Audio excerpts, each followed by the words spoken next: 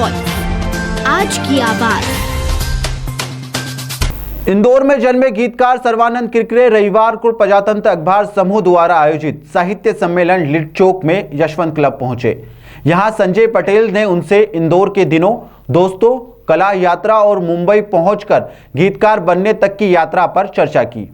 प्रजातंत्र अखबार समूह द्वारा आयोजित साहित्य सम्मेलन में लिट चौक में पहुंचे इंदौर के गीतकार सर्वानंद किरकिरे ने अपनी इंदौर से मुंबई तक की यात्रा का वर्णन किया। इस 3 दिवसीय सम्मेलन के आखिरी दिन सर्वानंद ने अपने इंदौर के दिनों और दोस्तों को याद किया। उन्होंने यहां बाबाडी के बाबा गोरे, राकेश जोशी, सुशील जौहरी, महेश तिवारी के साथ किए गए थिएटर, बाल विनय मंदिर की पढ़ाई और इंदौर को याद किया। सर्वानंद ने अपने लिखे बर्फी, लगे रहो मुन्ना भाई, 3 इडियट्स के कुछ लोकप्रिय गीत के मुखड़े भी यहाँ पर सुनाए। जाए रे जहाँ नहीं जाना था ये वहीं चला है रे, उम्र का ये ताना बाना समझ न पाए रे, जुबां पे जो मोह माया नमक लगाए रे, के देखे न भाले न जाने न दाए रे, दिशा हरा केमन बुका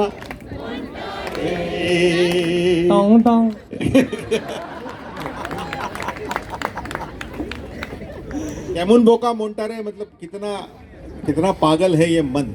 स्वानंद भाई, इसका अंतरा जो आपने गाया है वो कमाल है। ये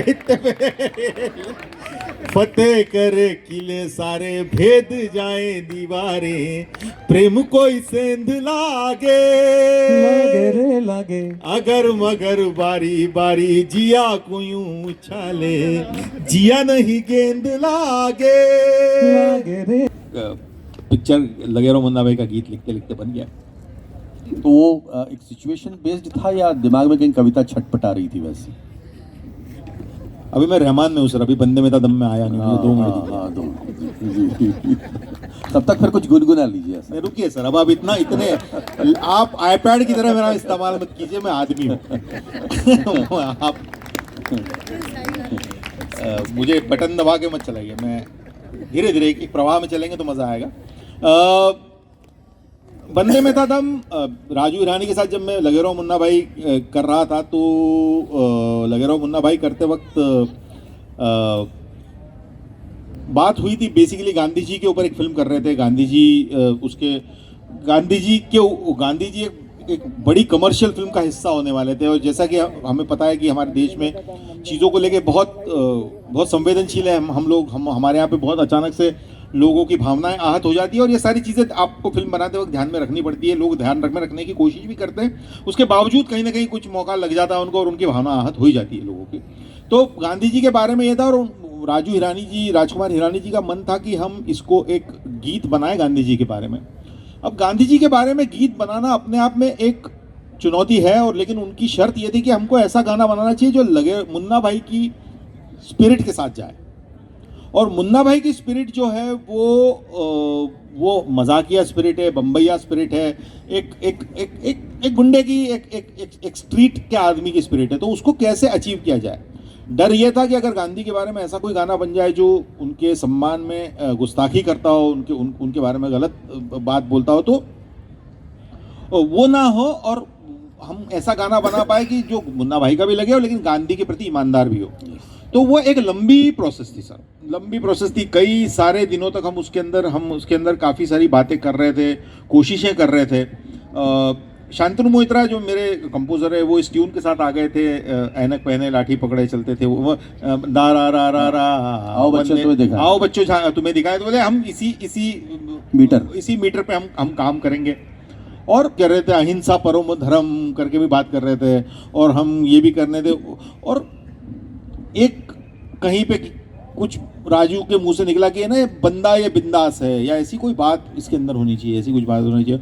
और वहाँ मेरे मन में एक ख्याल आया कि उनमें बहुत था दम, वंदे मातरम, बंदा ये बिंदास है, उनमें बहुत था दम, अहिंसा परमो धर्म, ऐसे कुछ करते हुए एक लम्हा होता है जिसमें वो बात पकड़ में आ जाती है कि अरे बंदे में था दम, वंदे मातरम।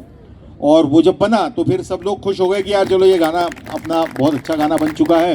और फिर ये भी था कि हम लोग काफ़ी सेफ हो चुके थे, हमको लगा था कि अब इसके ऊपर कोई बात उस तरह से नहीं कर पाएगा। और फिर वो गाना बना, ऐनक पहने लाठी पकड़े चलते थे वो शान। थोड़ा सुने। ऐनक पहने लाठी पकड़े चलते थे वो शान से, जालिम कांपे थर थर थर थर सुनकर उनका नाम रे। कत्था उनका छोटा सा और सरपट उनकी चाल रे, दुबले से पतले से थे पर चलते सीना तान के। बंदे में था दम, बंदे में था दम, बंदे में था दम, बंदे में था दम। बस। की नगमा निगारी का सबसे भावुक, सबसे अविस्मरणीय और जिसमें शब्द की शुचिता, पवित्रता का बिल्कुल चित्र बन जाता है। क्या कहेंगे इसके बारे में? कविता बन गई। कभी कभी कहते हैं कि जैसे उर्दू शायरी में कहते हैं कि शेर हो गया। तो सब हो ही गया। मेरा तो हर काम हो गया, अच्छा बुरा सारा काम हो गया। क्योंकि एक उस लम्हे की ईमानदारी ही है जो काम करवा देती है। उस लम्हे की हम काम कर रहे थे, वो भी ये मैं अपने जीवन के काल में मैंने बहुत सारे गीत जो लिखे ना, वो कैरेक्टर इंट्रोडक्शन के लिखे। बंदे में था दम, वंदे मातरम, गांधी जी के की कैरेक्टर के बारे में लिखा। बहती हवा सा था वो आमिर खान जी का कैरेक्टर जो वो रैंचो है, उनके आने से पहले उनको फिल्म में इंट्रोड्यूस करने वाला गीत है ये। आला बर्फी करके एक बर्फी में बर्फी के इंट्रोडक्शन का गीत है।